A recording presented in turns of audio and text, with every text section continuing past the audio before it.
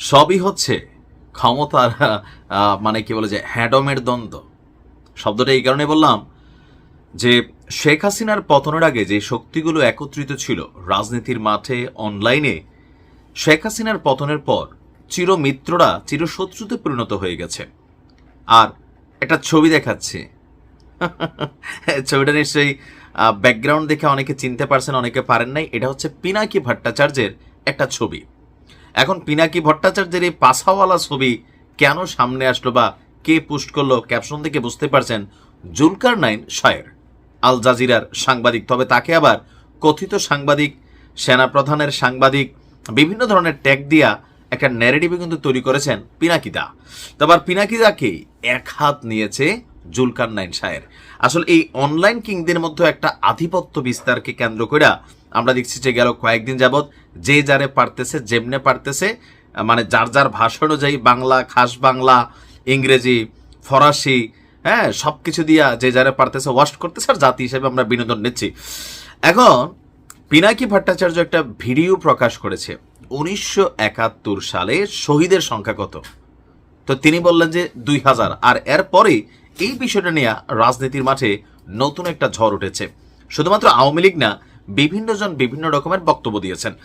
পিনাকি আবার চ্যালেঞ্জ করছেন যে তার পোস্টে এরকম ছিল যে 1971-এর নিহতের সংখ্যা নিয়ে আমি যে ভিডিও রিলিজ করছি তা নিয়ে ফাহাম, তারপর হচ্ছে শাহেদ আলম, বদরুদ্দিন শিশির, ডেভিড বার্গম্যান আর যদি কেউ থাকে যাদের আমার সাথে ডিবেটের হ্যাডম আছে, তাদের সাথে একসাথে লাইভে বিতর্ক করতে রাজি আছি, তবে ফ্যাসিস্ট আওয়ামী লীগারদের সাথে না।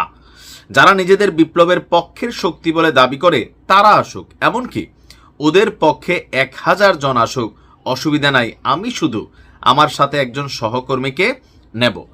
তারপর তিনি বলছেন, আসেন কোনো ভাইজান, আসবা ডিবেটে, বাংলাদেশের যে কোনো গণমাধ্যম সেটা লাইভ করুক, খালি তারা নিজের টাইম লাইনে লিখুক আমার সাথে ডিবেটে বসতে রাজি আছে, দেখি কার কত বড় হ্যাডম।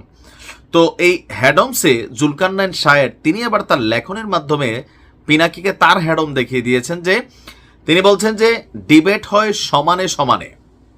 তোমার মতন এমন একটা ছবি যদি ওদের কারু থাকতো তাইলে একটা ব্যাপার আছিল, ভদ্রলোকের লগে কি আর খাটাইশের ডিবেট সাজে? ধুত বেড়া ফোট। মানে যার জের ভাষা দিয়ে যে যারে অপমান করতে পারে করতেছে।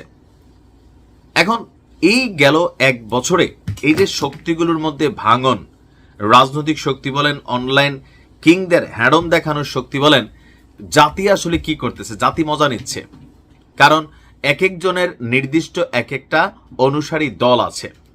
তো একদল পিনাকি দ্বারা বলতেছে, দাদা আপনি কিন্তু একদম জয় বাংলা করে দেন। আবার জুলকারনাইন শায়েরও আরেক গ্রুপ বলতেছে, ভাই এই খাটাসটা কিন্তু ছাড়া যাবে না, ওই ইঞ্চি টিঞ্চির কি হিসাব টিসাবও আছে।